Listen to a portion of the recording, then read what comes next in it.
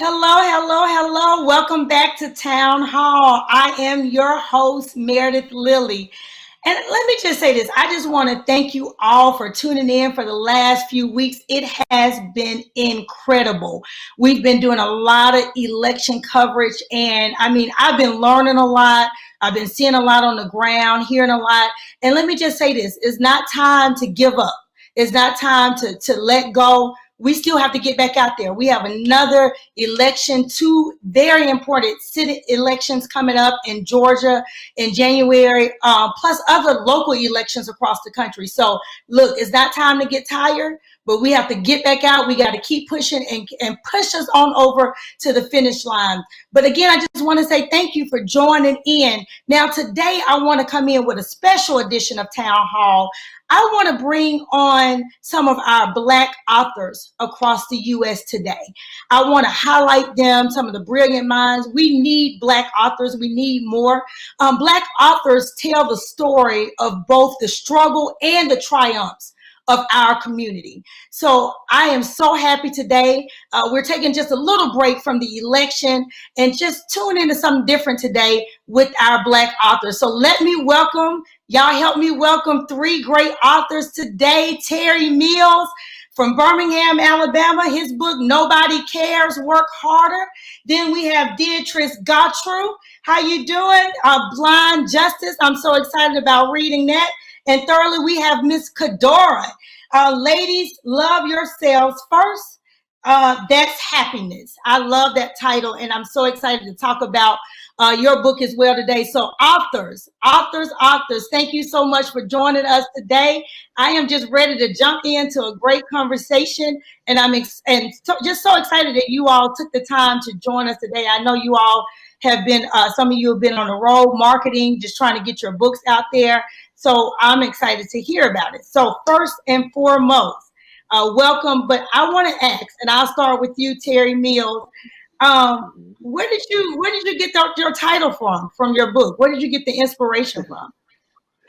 Yeah, so here is actually a very funny story. So I'm a big Baltimore Ravens fan.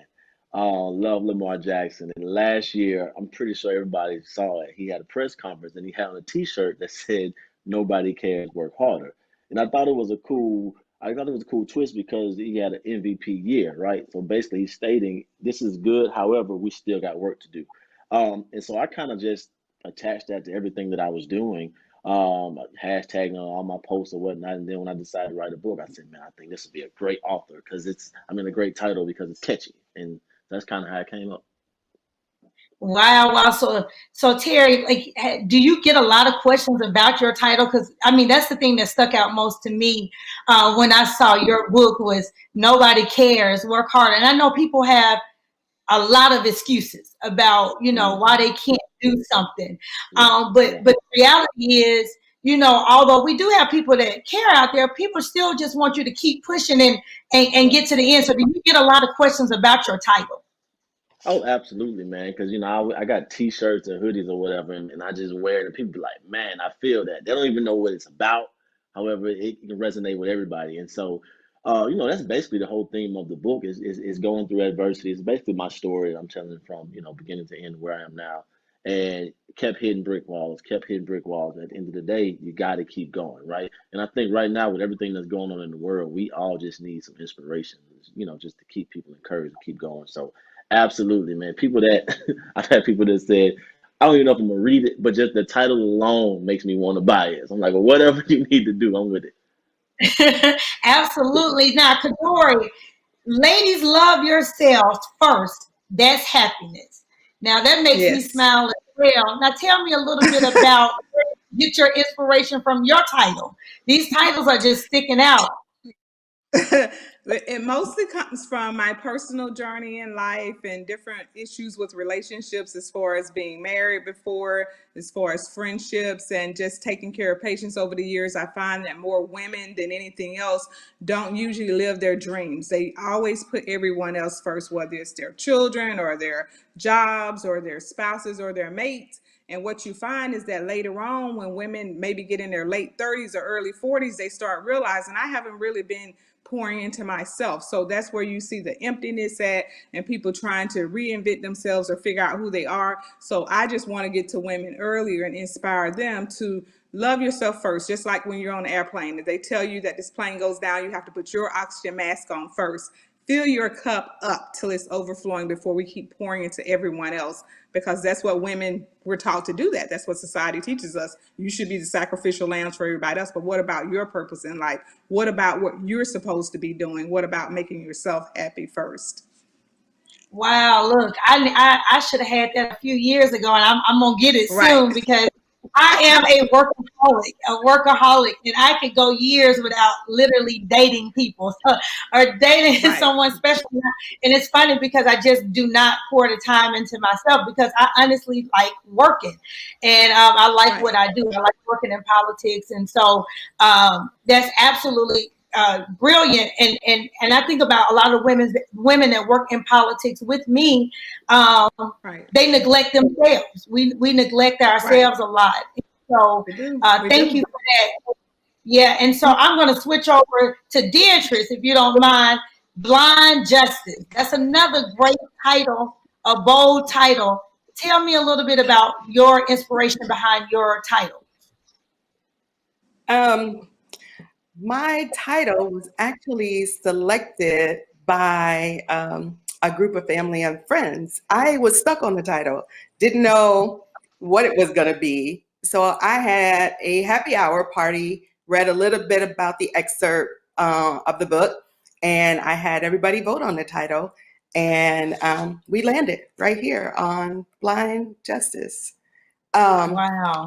The title is tied to the main character of the book, Taylor, who is a lawyer like yourself. And all she does is work, but she gives her time back to the community. And then when she does find the guy, it turns out to be potentially not the right guy. And she asks herself, could justice be this blind? And therein lies the title, Blind Justice. Wow, now wait a minute. All three of y'all books are speaking to me. Now look, and I'm gonna circle back. I'm gonna have to get into all these, but I'm gonna circle back to Terry real quick because being that I work a lot, like me personally, and I know a lot of people that's tuning in, the thousands of people that's tuning in to this show today. I know me personally, I get tired of the excuses. I don't even want nobody around me to have excuses because I'm just straightforward. I have people that say, well, I can't do this, or I can't do this, or I can't stop this, or I can't stop this. There's a way out of everything. There's a way to fix a lot of stuff. And so a lot of people just don't want to get into the work. And so I want to talk to you about, can you tell us, and not to give your whole book away, but just tell us some of the brick walls you hit in your life and how you overcame them, and to even write this book. So just tell us a little bit about yourself. I know you intertwine yourself into your story. Yeah, so basically, for people that don't know, of course, I guess a lot of them don't know, I'm a realtor by profession. And the journey from corporate America to entrepreneur was very challenging, right? So in 2015 is when I got my license and I joined Keller Williams. But prior to that, I had a pretty good job. I was with a company called Judicial Correction Services for 9 years. Started as a probation officer and ended up moving all the way up to a probation director for Central Alabama. So everything was good, right? Like I figured I was where I was going to be. And after 9 years, they laid us off, and they gave us like a 3-week notice and like a 6-week severance. Like literally, when I got the check, I could pay for one month of bills. That was it. And so I was like, man, I didn't see this coming, right? And at the time, I had just got my license, but going from entrepreneur to, I mean, going from corporate America to entrepreneur was very hard. I went 6 or 7 months with no income trying to start a new business. And so, not to go too deep, but just had real hard times. Not even that, but just getting my real estate license, I had to take the test 4 times. So there was several times I could have just quit, right? And just said, this is not for me. I just go back and find a job, but I didn't. And then, it was because of encouraging people around me and just, faith in God and whatnot. But I see people see where I am now and think, oh, it's just always been great, and it wasn't, and it's still not, right? Like we still have challenges and adversity, but just some of those hurdles in the beginning. It's so funny to look back at now and laugh and say, man, that was real, and then to look at where we are now. And so, I mean, that's basically what the book is about. It's like, I'm pretty sure you have a story. Everybody on this show could sit back and tell you every reason not to be successful, but you're either going to fall victim or you're going to get through it and keep pushing. Right. And you touched on something. A lot of people look at social media. I know you be on social media, I'm a social media type person, and they see like the glamour shots and the traveling, and they think, oh, you just woke up and you got there.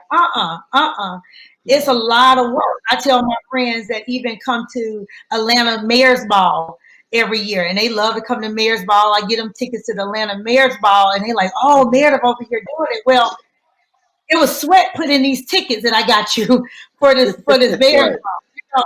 It was hard work to get into this VIP. So it's not like it's just somebody just passing out tickets.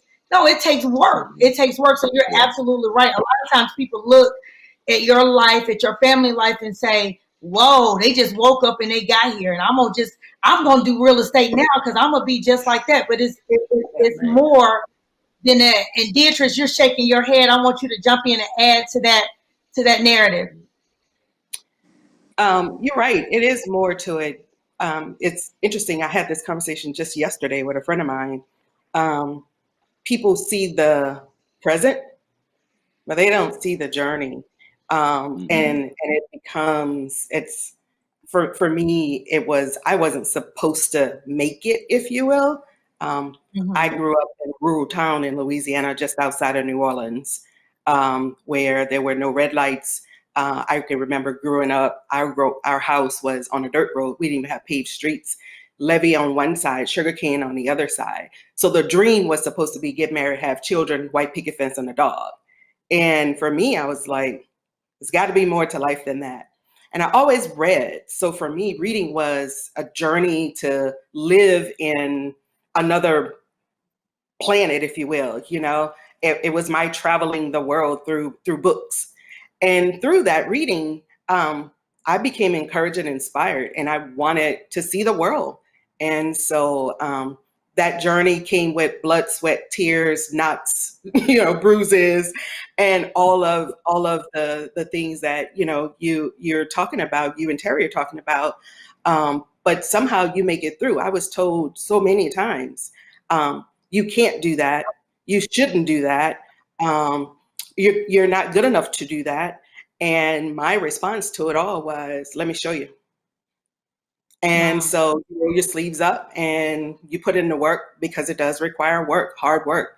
I work and I enjoy my work. I haven't transitioned from corporate America yet. I'm juggling both and I love it. So I'm working all the time. So, like you said, people see you in the airport, on a plane. I'm not as big on social media. I stayed off social media on purpose. But with the book, it requires me to get out there, right? And so, you see the flights here or the flights there, and you think it's all glam and glitter, and nobody sees the blood, sweat, and tears. Yes. So that, Absolutely. And here's the thing: people show you what they want to show you, right? Exactly. And it's funny because I just told you, Kadori, that I've been in Houston 3 to 4 times last month. Well, I didn't want to travel during Corona, during COVID-19, but I was traveling for work. I was traveling, for campaigns and traveling during. So people don't see that, but they see the restaurants I go to at night, because I'm gonna eat good, but they don't see the work that I do during the day. So Kadori, I want you to jump in on the same thing that we're talking about, and talk about, just touch on some of your struggles. I know in your book, finding happiness through yourself, and loving yourself first. I know that you struggled, and you said that you went through divorce and you went through different things. And I'm guessing that you may have put yourself second or third through a lot of times in your life, like most women do. So can you touch on that for us? Yes. First of all, I come from a large family. I'm one of 13, so I was one of the oldest siblings. I had to help raise my siblings when they were coming up, so I didn't really get to play and do as much as a child. So I call myself a adult child growing up. But I broke down barriers. I was the first one in my family to go to become a registered nurse. So by me doing that, I was able to afford a lot of things that I have, but that was hard work. And I raised 5 children, 2 marriages, both I had to file for divorce, where I attracted what I didn't heal, which I came up in a verbally abusive, sometimes physical. So I attracted, as much as I said, I'll never marry somebody like that, I attracted some of those qualities in myself because I hadn't ever healed it. And so I ended up in 2 different, almost the same person that was mostly verbal, but some physical, and just was not supportive, did not want to see, quote unquote, me outshine them, which is supposed to be us when we get married. It's not supposed to be you looking at me this way, like I'm going to leave you or be more successful. I don't know. I attracted what I didn't heal. Okay. And then just different things that I've seen over the years, when patients come in the hospital, they don't just always tell you what they're there for. They'll start talking about personal things in their lives. If they see you a type of person that like to listen, which I am, a lot of women will go into different problems they have with their relationships. And this cuts across racial, social, economic, religious barriers, just women in general. I notice that we're always the ones that give so much in these relationships, and we come up short. So my first book, it was about women being happy. In this book, I just took it to a different level and just delve into my own life to share challenges that I've dealt with both on the job and personal life, to help people see that once you really tune everybody out and focus on yourself and listen to your inner voice, that's where you can find your real happiness. It's not about pleasing everybody else. You need to please yourself first. You only have one life, and once you're gone, that's it. So you need to figure out what your purpose is and start living that sooner than later. Wow. Okay, so let me ask y'all this. How long, and anybody can jump in first, because see, I've been working on a book now for like 10 years. No lie. And so I know there's a lot of people that's tuning in, and they're like, how long did it take them to write? I start a little bit and then I stop, because again, being in a political world, when you're in campaigns, is like full zone. You're working 16 to 20 hours a day. You eating crap all day, pizza and all this stuff all day. And so you really don't have a lot of time to yourself. So usually I'll write a little bit during holidays where everybody may be enjoying. That's the time that I may, Thanksgiving or Christmas, I may sit alone and just write a little bit more. I think my book the top topic and stuff may have even gotten stale by now. Because I was talking about my story through the Obama campaign, and me starting from the very beginning, and and going to the end. So I don't know. I may still keep writing. I may just stop. But how long did it take y'all? I know that you're doing your second one, Kador. This is your second one, but Terry, Beatrice, how long did it take y'all to work on this?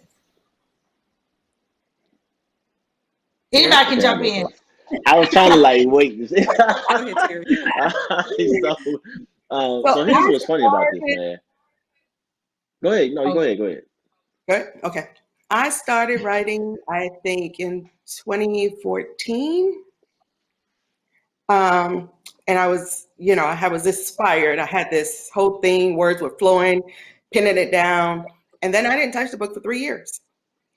And then I started writing again. And then I didn't touch it again for a while. And last year, around end of summer, and I don't even know what inspired me, but for some reason I had this overwhelming unction to just pick the pen back up. And I did. And I finished writing it in 6 months. But that was focus, dedication, sacrifice. My Saturdays and Sundays was just all writing. I travel a lot with work, so I would write on the plane, I'd write in the airports. And so I was able to finish it in 6 months, but I started this project way back in 2014. Wow. Terry, what about you? So mine's a little bit different. The idea has been going on in my head for about 2 years.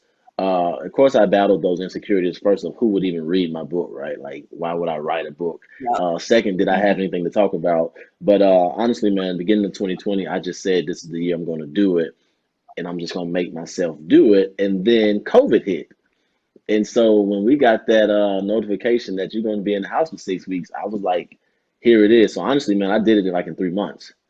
Um, Now the editing kind of, took like another month or whatever, but the actual content of just sitting down every day was a good 3 month period. That's pretty awesome. Kadori, and you can talk about the first one and the second one.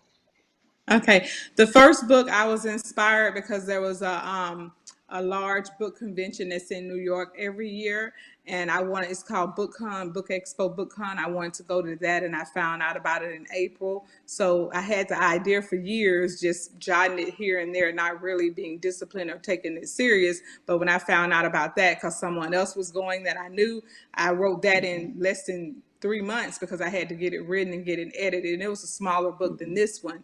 And then this particular book was on my mind for the longest time, probably the last 2 years with everything I went through. And so when the pandemic hit, I got more serious about it, but I really didn't take it seriously until about July of this year. And once July came, I dedicated time when I wasn't at work, like the other author said, weekends were taken up and all that stuff. It's in the final stages of editing now. It should be out within the next 2 weeks, but it was a lot of dedication to do it. Hmm. Yeah.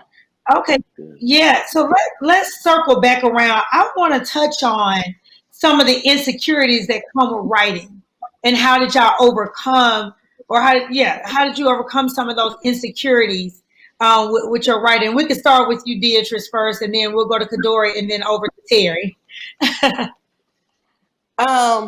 Like Terry said earlier, the first thing for me, it was, well, who's going to read it? And why would somebody listen to what I have to say? And then first, I wasn't even writing at first to publish. It was a project. It was personal to me. And it was just, it started off as a personal project. And then I had two really close friends of mine who are near and dear to me, read a part of it and was like, you have to do something with this. And then even then I resisted. I was like, nope, not doing it. Who's going to read this? And what if nobody likes it? And, it's because it's sort of it's a love story told through a murder trial. It's like, this isn't even really a genre, right? It doesn't really fit in this one. It doesn't really fit in that one. And all those excuses. And then you go back to the days when I was a younger girl and I can hear, you're not good enough. You can't do that. You shouldn't do that. You're not good enough to do that. And all those things resurface. And then finally you're like, but I serve a God. And then the rest is history. And because for me, I was inspired with just that. It's like, you know what, when I look at my journey and I see where I've been and the road to, and I by any stretch of the imagination, am I finished or have reached a destination? I don't even know what that is. I think my journey is going to be lifelong. But I said, just like I was inspired by other books, maybe my words will inspire some young person who think they can't. And they see, hey, she did it, so why can't I? So I let that inspiration and encouragement to inspire and encourage someone else drive me to finish the book.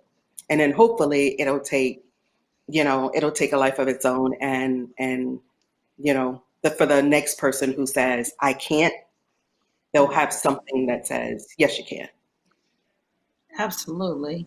Kadori? Yes, and for me, it was the same thing. I think you have to go on this journey inside your mind and just come to the terms of, you know what, there's only one me. That's what I end up coming up with. And my voice is my voice. So I was already inspiring people in my personal life, a lot of patience over the years, and people would listen. And sometimes people would even ask, hey, are you a motivational speaker, by me trying to encourage them? So I knew that in the back of my mind that people needed to hear it. And the thing is, your audience is your audience, and whatever we have, that's our voice. Everybody's not going to like everything. So you have to get to the point where you know that I'm not trying to please everybody. I'm trying to get my message to who it's for. That's called your target audience. And you're going to impact other people that aren't even in your target audience just by default. It may be the catchy title that he has or she has, but you are speaking to the person who needs to hear you when you write the book. So I had to tell myself, when I had those flashes in your mind, like you're not good enough, or what makes you think somebody wants to read this, or how dare you write a book about blah, you have to know that it's for who it's for, and just put it in the universe, and it's going to help people. So I just wanted to help people. So that's what made me get out of my insecurities. Wow. Wow. And Yeah, I before mean, you go ahead, Terry. I was gonna say I could just ditto everything they said, man. It's the same thing. We all got the same kind of common motivation, right? You have to realize at some point that it's a bigger why, right? Like it's not for you. I even tell people like my book is not even about the money. I've probably given away not half, but just as many as I have sold because of the encouragement that I get when people call and text me and say, "Man, I'm so glad you wrote that book." Like I never would have Right. known you had a problem with this. We relate in so many, areas, and honestly, man, when I did it. I said this was it, like one and done, right? It was just a checklist. I'm done. Now, because of the feedback and the dialogue I'm getting, I'm like, man, I'm ready to write another book, right? And so Right. when you find like your passion in life and your motivation in life, that carries you through any of the insecurities that you can ever have because you know Right. something's good on the other side. That's why you're insecure about it because it's something that's big. It's something if it doesn't make you nervous or insecure about it, then it's probably not big enough, right? And so that's Right. the reason why you do it. Like even writing it I was getting so encouraged every morning to write it just to hear myself tell my own story, if that sounds makes sense. Like when you're Mm-hmm. going through life, you don't stop sometime and just think about, man, look where I come from, right? Or look Right. how that happened. But writing this, I'm just like, Jesus, I don't know if I could do it again, right? Like if you really think about it. And it's so crazy how God works. So this weekend, my wife and I was in LA for just a quick getaway and I didn't even really pay attention to the date, but Friday the 13th was the date I got laid off 5 years ago. And here we Wow. are chilling up in Beverly Hills, right? You see what I'm saying? So it's like God is always talking to you. He's always talking to you. And to me, that was the confirmation like, this is what you're supposed to be doing. And so, yeah, you have those insecurities, but at the end of the day, once you realize there's a bigger purpose and a bigger why, and you're trying to help other people, that just keeps you going. Listening to the three of y'all really are giving me goosebumps. And about my own journey, and I was thinking about just my own insecurities. And I remember when I was in law school in Houston, Texas, at Thurgood Marshall. Let me give a shout out to my HBCU. But I was in law school and I was running for the Black Law Student Association president. Now everybody, told me I should run, and I did, and I was excited about it. And then I remember the day that I won, one of the young ladies said, "How's she gonna represent us with that old country accent? She doesn't know how to talk." And I had never heard that before. And immediately it seemed like just Satan came in that door and gave me a punch Hmm. after I was just so high, and I was just Mhm. so I was high from winning. And then she said she can't talk. Her southern drawl is just ooh. And so it hit me so hard, and then I stopped wanting to talk, and all I do is talk. And so it hurt my feelings so bad when she said, I still remember the girl that said it and everything. But it's so amazing that I get paid to talk now, right? So Wow. God is so good that I get paid to talk. And I get paid to think, and come up with strategy. And so just like you were saying, Terry, how you look back at certain things, and I was just like, my, where is that girl now? I'm gonna have to find her. But no, Bring on the show. I'm sure she's doing well, but I always remember that. And we have to not Mm-hmm. listen to those insecurities. We have to keep pressing them down. They're always going to come up. They're always Yeah. going to come up. I had an incident last week. I think I was having a perfect day, a great day. And I don't even know why I'm telling this story. Maybe it inspires somebody, but I was having such a beautiful day. We were filming this documentary. And this lady, exact words that wrote this documentary, she said, Meredith, your reputation has preceded itself. Every city we go to, everybody has talked positive about you. Later on that night, I got a call that said, hey, I heard this about you. And I just started bawling. Now, I went from earlier that day, somebody saying something positive, and then somebody called me, this was just last week, about something negative, and I was just like, why would somebody say something so mean and not true? So But it's all that stuff is going to be out there. And the further and further you try to go, all that stuff going to come in and try to knock you back down and knock you off your course. And so you always have to just stay focused. You know, you have to stay focused and not look to the left or the right, but just stay focused on the journey, because all of that stuff is going to come. And now I'm starting to experience it more. And now I'm starting to recognize what it is, you know, what it is. At first, I just didn't recognize it. I just ignored that stuff. And I thought, I always try to think the best of everybody. But the truth of the reality is things are going to come. Things are going to try to mess you up and take you off your journey. But we have to stay focused. It looked like you wanted to say something, Kadora. You can go on in. Yeah, that's all day long. That's anybody. It doesn't matter where you are. You're gonna get that negativity, and I think the further you go, the more you're gonna get it, because you're living your purpose. And it's like you know, as long as it won't hurt you unless you give into it. You know, you're gonna have it. You just gotta stay focused, like you said, and know that the further you go, the more it's gonna come. But stay focused. Don't give any attention to it that much. Let it roll off your back and just keep trucking on. Yep. Right. And so speaking of that, that's what I was about to say. What type of negativity have you all faced on this journey? Like I just told you a story about me, which is very recent. What have you faced on your journey in terms of negativity? And we can start with you, Terry. I mean, really, man, just the general hate, right? Because just like you, I have a big presence on social media. So when you put yourself out there, you're going to always be open to criticism. Nothing even worth mentioning, but just the negativity. But like you said, that's just part of it, man. I was told if people aren't shooting at you, you're not flying high enough. So the simple fact that people have something to say or people are coming at you, that means you're doing something right. And so it is what it is, man. Like you said, you got to stay focused and don't give in to the noise, because it will deter you. But you got to realize they hated on Jesus, so what makes you think they're not going to hate on you? That's absolutely right. Beatrice. I have to say, if there have been any negativity, either I haven't listened to it or I haven't heard it, or I've just been sheltered from it. I have had an overwhelming amount of support from my family, from friends, my colleagues, people I don't even know. And so, you know, I'm not one of those, I mentioned earlier, I stayed off social media on purpose for a long time. So I don't listen to the noise. If it's there, it's there. That's your thing. It's not mine. I'm not going to make it mine because I've got somewhere to go and I'm trying to get there, and I can't be distracted with the noise. That's right. Kadori? You definitely have to stay focused, and it teaches you got to have thick skin, because for me, I'm aware of everything, probably because I have to be aware because I'm a nurse. So, you know, you get those things where you're aware of everything, but I've had overwhelming support. But I have noticed that some people that I thought would support me, both family and friends, have not. And that's something that you'll see on any journey to success. And they'll tell you in many books that you read. I'm a big reader of a lot of most motivational books as well.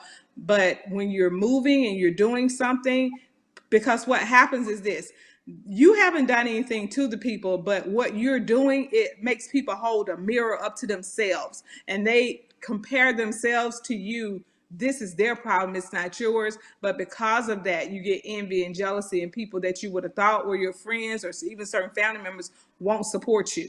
It doesn't matter if it's $1 to your cause, they won't support you. So all the books tell you that a lot of your support, especially when you're first coming out, is going to come from people that don't even know you.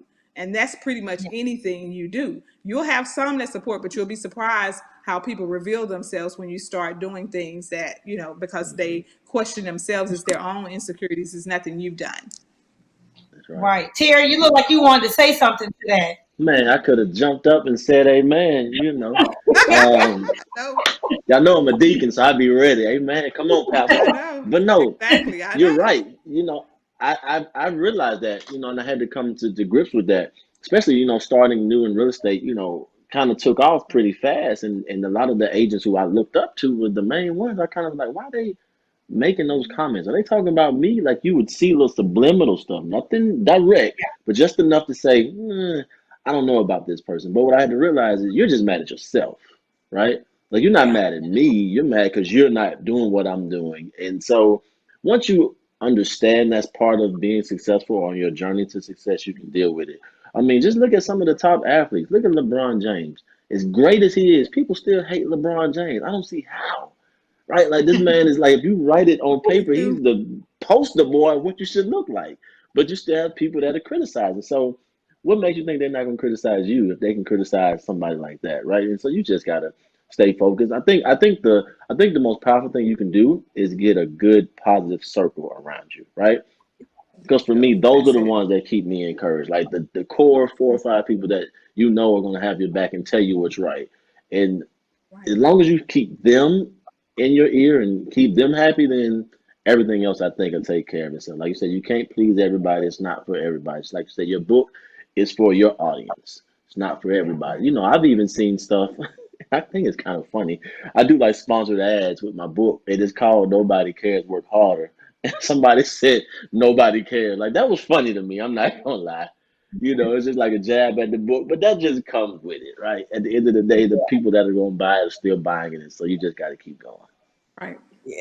Right. Yeah, but look, y'all are dropping some jewels today, and it just made me think. Going back to what you said, Kadori, about not getting so offended when your family and friends don't support you. I tell my clients that when they're running for office, you know, you looking for volunteers to go door to door for you, and you announce that I'm gonna run for judge, or I'm gonna run for mayor, and you thinking all these people are gonna give up their Saturdays and Sundays to help you. Well, that's not the case. Usually your core group, like Terry said, that 4 or 5, your wife, your husband, your kids. But many times you're out there by yourself, but you got to keep going, and you can't take it personally. You really Yeah. can't Right. take it personally. And so, you know, mainly people may have other stuff to do. They don't think it's that important. And some people just don't think that you can win. So, you know, they're not going to be behind you. So you just cannot take that stuff personal. Y'all are dropping so many jewels. I want to kind of keep going and shift the conversation back to the actual book. What made you, or what did y'all have around you to kind of make you just write? What did you? Were you in a room with just complete silence? Did you have music on? Did you have poetry on? Did you have to work out first? You know, drink something first or eat something first? Look at the ocean. What was it to make you? What was it that made you sit down and just write? I think for me, it varies, right? Um, I'm most creative. I'm a night owl, so I'm most creative at night. So I'm in PJs in the middle of the bed, laptop in my lap, um, snacks, and I might start writing 9, 10 o'clock at night. And I literally look up and it'll be 4:30 or the sun will be rising. That's one thing. But then I can be just as effective sitting in the middle of the floor on a Saturday afternoon, bright sunshiny day. I think it just depends on where I am that week, what my week has looked like, and the things that are around me, what's going on around me at any particular time. But for the most part, for me, it's the middle of the night in the middle of the bed in PJs. Wow. I'll get ideas. I'll get ideas like in the middle of the day or just any time, because if you have a creative mind, something may come to your mind. I'll jot it in my phone. But a lot of times I do most of my writing in my bedroom, sometimes in the evening or night, but I already have ideas in my phone that I've jotted down before, and then I'll just go off that idea and just write a chapter or two off of that idea that I thought Mhm. of earlier. Mm, Wow. I'm the total Terry. opposite. I can't do nothing at night. I'm done. so so actually the publishing company that I use actually offered a writing coach. And so that's actually what kept me in the game. So every week I would have to turn in content. And so that kept me accountable as to what to do and what to turn into. Because a lot of people were like, but how do you just sit down and write? Like I couldn't. I needed somebody to say, turn in 2 chapters by Monday on this. Done. I could do it that way, right? And so I did all mine in the morning. Like I said, this was during COVID, when the gyms were closed. I work out and do all that stuff a lot. And so since I couldn't, I'm up anyway. So it just worked out perfect. We got two small kids, a 4-year-old and a 1-year-old, so it's too loud during the day to talk about writing. So I had to get up early before everybody else was up. Do an hour or two here, and then maybe throughout the day something might hit me and I jot it down. But yeah, most of my stuff was done early in the mornings. Wow. So I guess you kind of hit it. You got a beautiful wife. You got a beautiful family. Were they the inspiration behind your book, or was it somebody else in your family? What was the inspiration behind your book? Really my sons, man. Like my two young boys make me overcome fear more than anything because I want to really set the stage for them and say, hey, these are some of the things your dad was able to do. And so like I dedicated the book to them. Of course, they don't appreciate it now, but they will when they get old, I hope. But yeah, it was one of those things. It's like, man, the content was easy because it's my story, right? So that's a little bit easier to come up with. However, the motivation was to show them, listen, man, I went through this, and still was able to figure it out. And so just to let them know the world's only going to get colder, the world's only going to get harder, and we can't, become victim to our excuses. And so that was kind of the motivation. Not that, and then I've had, like I said, that core group that has been telling me, bro, you need to write a book. Like you need to put this out there. 'Cause some of the stuff that I tackle, we as black men don't talk about. Like not even just financial hardships, but insecurities. Talking about relationships, dating, right? Like talking about not really being social. Like a lot of people have a hard time even believing I was a social misfit. Like I would be the most uncomfortable guy in the room talking about introducing myself and talking to people. But now I'm a realtor. You can't sell real estate, you can't talk to people, right? And so it's like people that know me, be like, bro, you from 10 years ago are totally different from where you are now. And it's cool to talk about that. Like we need to, as black men, encourage each other. We were brought up to be tough, macho guys, always gotta win, but that's not real life. Most even the most gangster guys I know are the most nicest guys when you really know them, right? But a lot of times we're taught to put on this hard exterior, and that's not real life. And so, like even in looking at some of my pictures, if you look at pictures from me like 08, 09, I've got this mug on, I'm gangster, right? And if you look at me now, I'm like smiling and super bubbly, and it's just like that's okay. And so having people around me to say, Terry, you need to talk about this, put this in the book. Those are the kind of things that encourage me. Oh, awesome. Kadori, your motivation.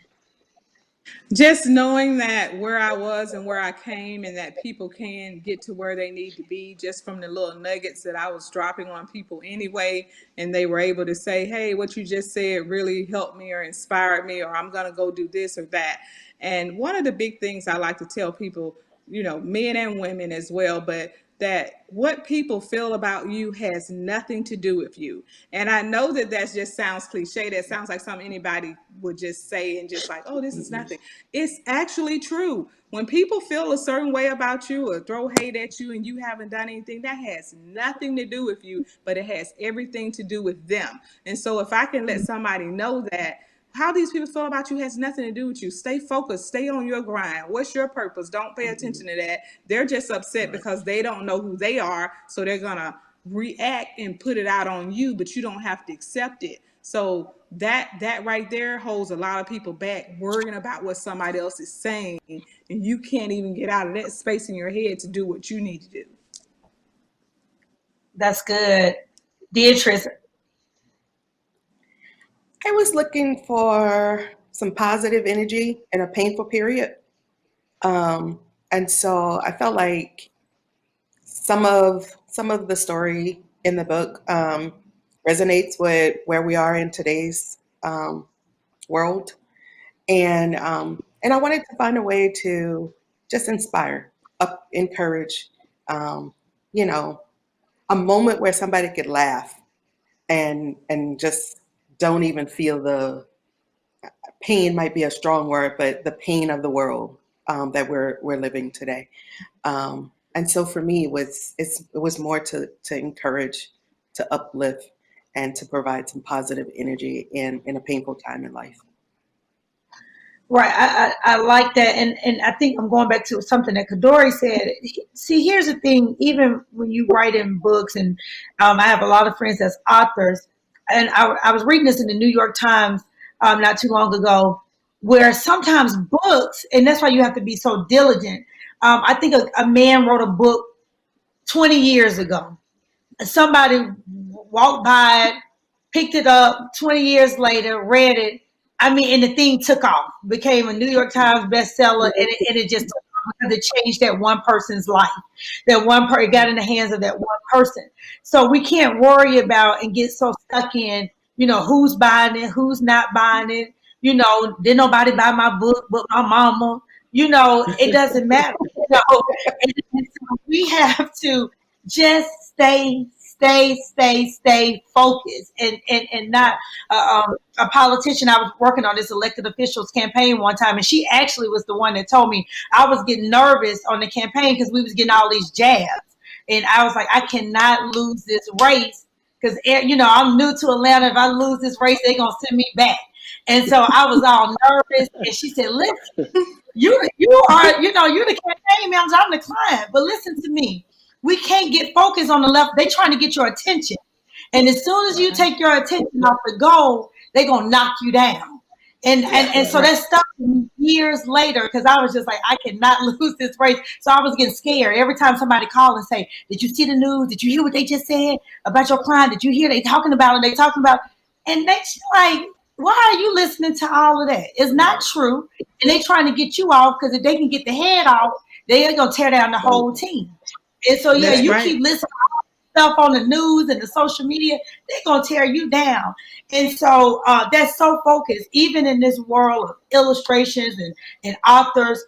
It doesn't matter who buys the book immediately, who don't buy the book. Stay diligent, stay persistent. Consistency is the key to the breakthrough. And as long as we stay consistent, we will see that breakthrough toward the end. As we start wrapping up, I do want to ask you to share with people that's writing books right now, what are some helpful resources out there, some useful things, even if, you tell somebody how they should structure their meeting space, their room space, what is some stuff that can help up and coming authors that's out there right now? Anybody can jump in. So I would say one, outline, make sure you have an outline. For me, that was helpful. I had an outline. We all walk around with our phones glued to us today. When the thought comes into your mind, if you don't have time to write it down, speak it in your voice command. You have it later to build on. So make sure you keep your notes and dedicate time to write. Because if you say, oh, I'm gonna do it tomorrow, 4 years will pass by and you won't get there. So dedicate that time, schedule it, and honor it just like you would honor any other time. So that would be my key suggestions. All right, Kadora.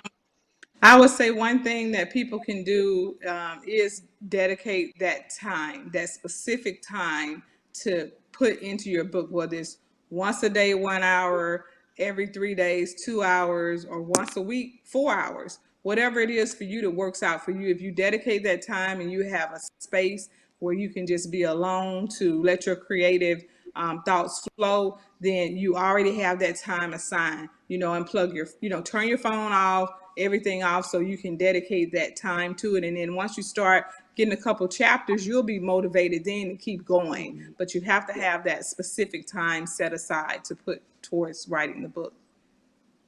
All right, Terry. Yeah, I agree with everything they said, and I'll just add the accountability. Build some accountability around it. I see a lot of people that say they're going to do stuff but scared to tell people they're going to do it because they don't want accountability. I'm the opposite. Like, I'm going to tell you, hey, I'm dropping this book this summer. I hadn't wrote one paragraph, but the simple fact that I'm telling you and putting it out there, that accountability keeps me on task. I remember, man, I was coming out with marketing videos before I was halfway through, and I was like, I got the marketing done. I just got to finish the book. But that is what kept me focused. And that I'm a shiny light and bright objects type of person. And so that was my motivation. Like, I'm just ready to market it, right? And so that kept me glued to that laptop week in and week out. And so I think just anything, not just writing a book, but build in some accountability, putting it out there that you're going to do it, because your circle will remind you, hey, I thought you was going to have this book coming out. What's going on with that? Right. Don't be, and in real estate, what we call it is don't be a secret agent. Don't be a real estate agent that nobody knows about, right? Like you in real estate, nobody knows it. Well, what good is that? So anything that you're doing, I say build that accountability out there so people know what's going on. That I am the exact same way. I tell people all the time, if I say it, that means I have to do it. My word is everything. Right. So if I say it, I'm like, dang, then I have to do it. So a lot of times, Yep. you know, especially when it's time for me like to hit the gym starting again, or if I miss a long time without going to work out, I have to call somebody and say, look, I'm going to the gym every day this week. And I'm like, I have to hold it. I said it, so I got to be accountable. So you're right. I have accountability partners around me that remind me of what I said. So that's Right. very important. Right. As we close out, tell us where we can find your book. Tell the viewers where they can find your book. Give us the name, title, release date, if it haven't already released, and tell us where we can find your book. We'll start with the ladies. Deitrice? Oh, okay, Deitrice. My website link is on my Instagram account. My Instagram is _DD Roberts. The website is ddrobertsbooks.com. Release date is spring 21. Thank you. You're welcome. All right, The name of the book is titled Ladies Love Yourselves First, That's Happiness. It's due to be released November 29th. I had actually a couple of book talks where I had a few people like Trina Braxton and Tawanda Braxton. We did a book talk. So it's on my YouTube channel, Kadori Brand TV, and that's CADORI BRAND TV. So Kadori, CADORI.net is the website to pre-order. Thank you. Thank you. And Terry Mills, also known as T. You better let them know. So mine is actually out now. Nobody Cares, Work Harder. It is available on Amazon. So just type in Nobody Cares, Work Harder, Terry Mills. Please type in my name for it to come up because there's a lot of apparel on there already. And it is not mine. However, I would like to take credit for it, but it's not. Yeah, and if you're in Birmingham, man, just find me. The easiest way to get in touch with me is just Facebook. Just type in Terry Mills and go from there. All right. And as we close out today, everybody, what is your favorite Black business of the week? And we will start with you, Kadori, and then we'll go over to Deitrice and then Terry. All right, so I try to support, like you were saying, as often as I can, at least once a month, if not once every couple of weeks, a Black business.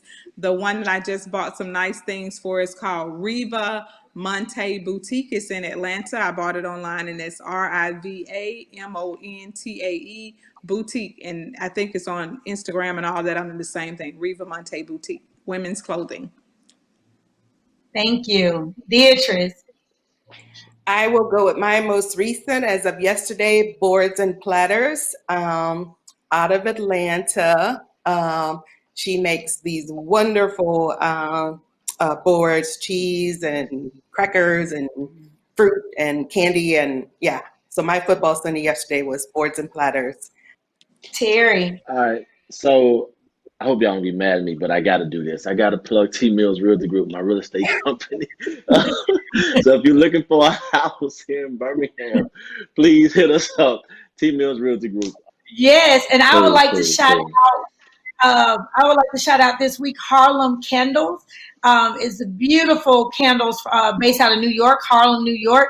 Y'all, they smell amazing. So go online if you're a candle person. Like I like to relax, lay in the bathtub, have my candles all around. But Harlem Candles are amazing. They may be in Saks, they may be in Bloomingdale's as well. But Harlem Candles is my Black business of the week. So hey, y'all.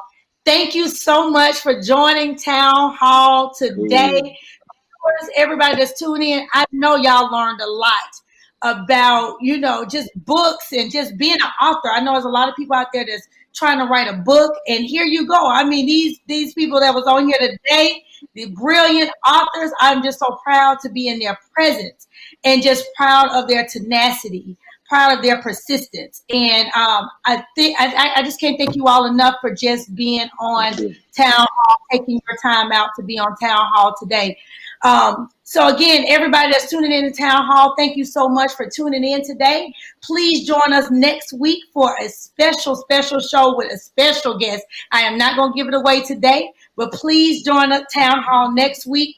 I hope this show has been an inspiration, but also a tool of information to take back into our community and share with our community for good information. So thank you again for joining us for Town Hall. See you next week.